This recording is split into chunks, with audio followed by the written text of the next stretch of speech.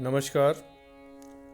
मैं डॉक्टर ऋषभ जैन, सह आचार्य संगीत विभाग वाद्य से आज ऑनलाइन व्याख्यान में आज एक बार फिर आपके समक्ष उपस्थित हूँ।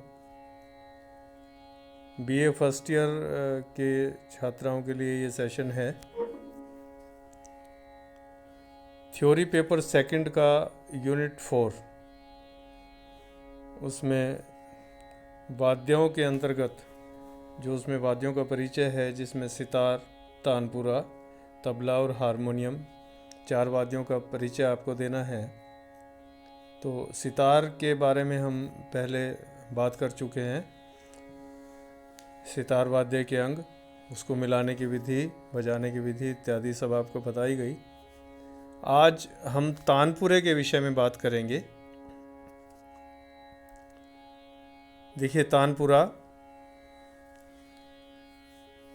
इस वाद्य की क्या उपयोगिता है, किस प्रकार से इसको ट्यून किया जाता है, इसके क्या क्या पार्ट्स हैं, उस विषय में हम बात करें।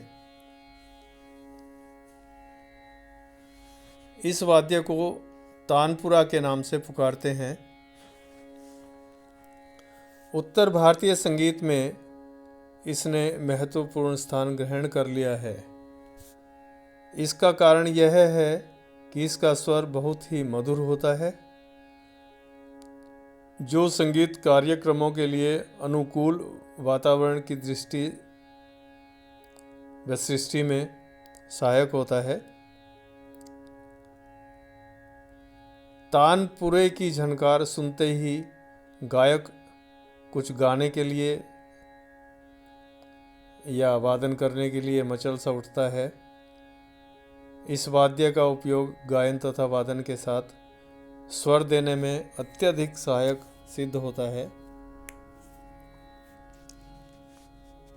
कोई भी गायक या वादक जब अपना मंच प्रदर्शन करता है या रियाज करता है या कहीं कोई कार्यक्रम होता है, तो उसके साथ तानपुरा, आप देखिएगा, तानपुरा आवश्यक रूप से उनके साथ आपको मिलेगा। अब देखिए, तानपुरे के तार और उन्हें मिलाने की विधि और तानपुरे के अंग, इन सभी की बात करते हैं। तानपुरा अथवा तंबूरा भी बोला जाता है। इसमें 4 तारें होती हैं। प्रथम तार को मंद्र पंचम यानी मंद्र सप्तक के प,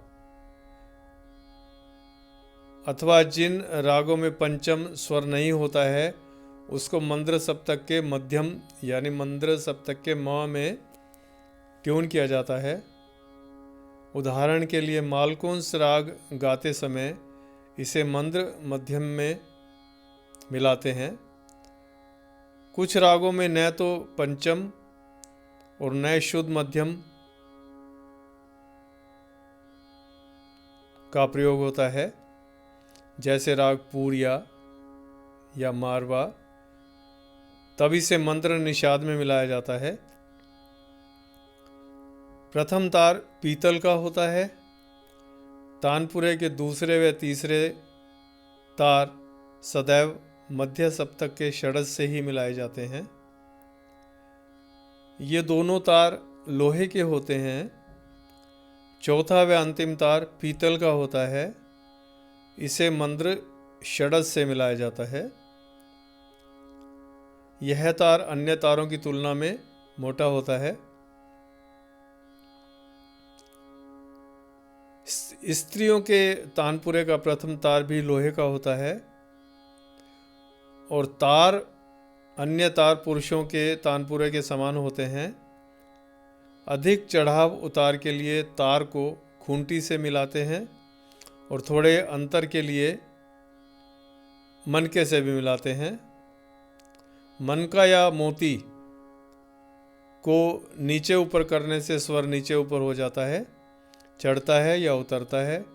अब देखिए, तानपुरे के अंग के बारे में बात करें, पार्ट्स के बारे में बात करें। नंबर 1 पर तुम्बे की बात करते हैं। तुम्बा यह लौकी का बना हुआ गोल आकृति का होता है, जो डांड के नीचे भाग से जुड़ा हुआ होता है।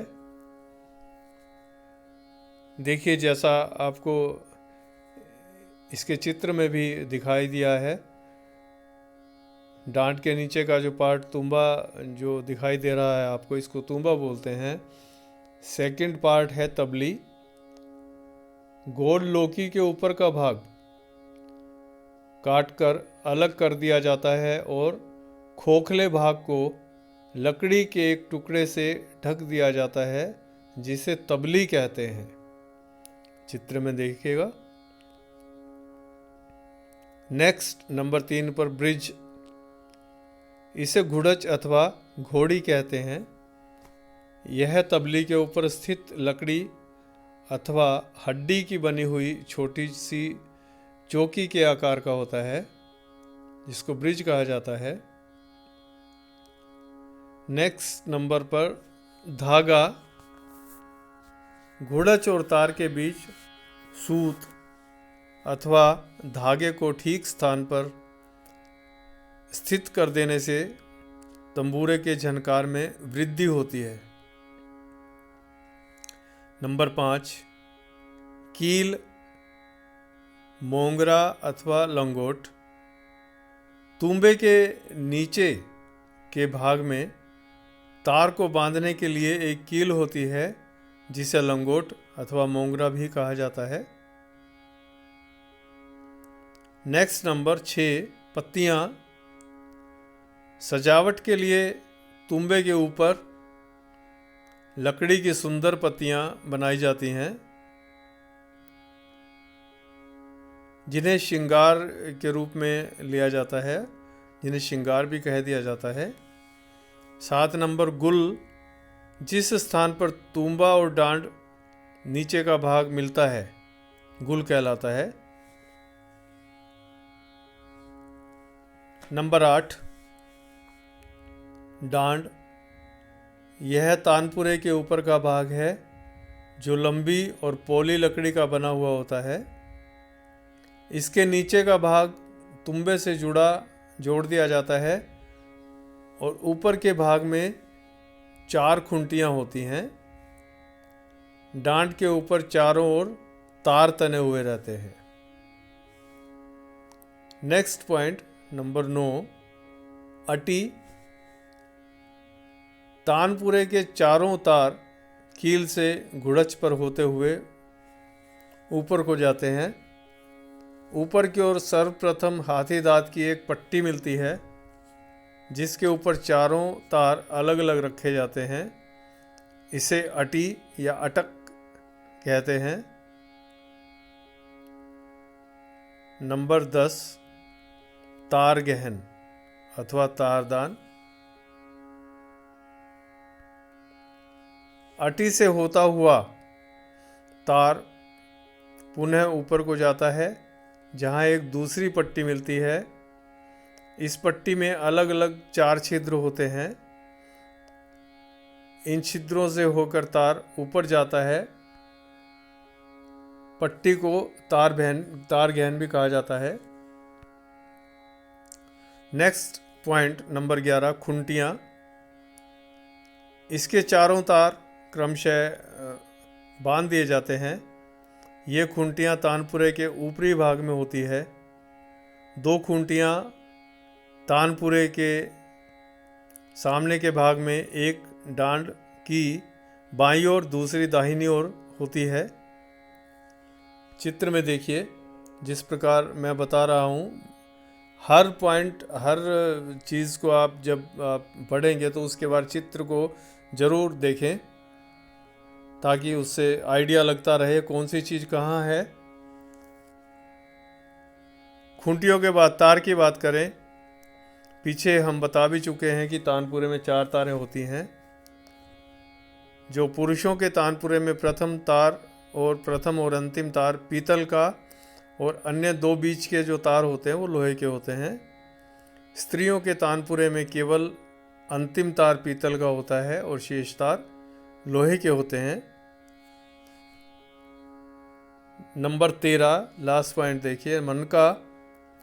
स्वरों के सूक्ष्म अंतर को ठीक करने के लिए मोती अथवा हाथी दांत के छोटे छोटे टुकड़े तानपुरे के चारों तार में गुड़च और कील के मध्य अलग अलग पिरोए जाते हैं, जिनको मनका कहा जाता है। इससे तार के स्वर थोड़ा ऊपर नीचे किए जाते हैं, जो बहुत ही माइनर सा डिफरेंस होता है स्वर में ऊपर नीचे करने के लिए, तब उसके लिए मनके का प्रयोग किया जाता है। आप बार बार एक चीज़ पढ़ें और उसके तुरंत पश्चात चित्र को देखें, उससे आपको आइडिया लगता रहेगा। तो आज हमने जो बात की, तानपुरे की बात की, यह एक भारतीय शास्त्रीय संगीत में बहुत ही इम्पोर्टेंट एक वाद्य है, जिसकी सहायता से हमें स्वर का पूरा सहयोग मिलता है गाने में, बजाने में।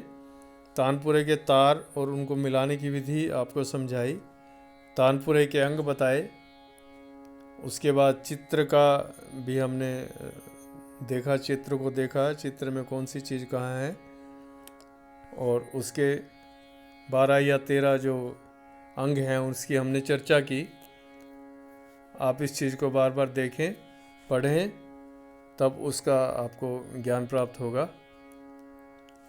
नेक्स्ट जो प्रायोगिक क्लास होगी, तब आपको प्रैक्टिकली भी आपको इस तानपुरे को दिखाया जाएगा। आज के युग में वैसे इलेक्ट्रिकल जो तानपुरा है उसका भी प्रयोग किया जाता है, तो दोनों प्रकार के तानपुरे हम प्रयोग करते हैं। ये प्रैक्टिकल की क्लास में आपसे बात करेंगे। नेक्स्ट क्लास में फिर आपसे मिलते हैं, तब तक के लिए thank you, so nice of you.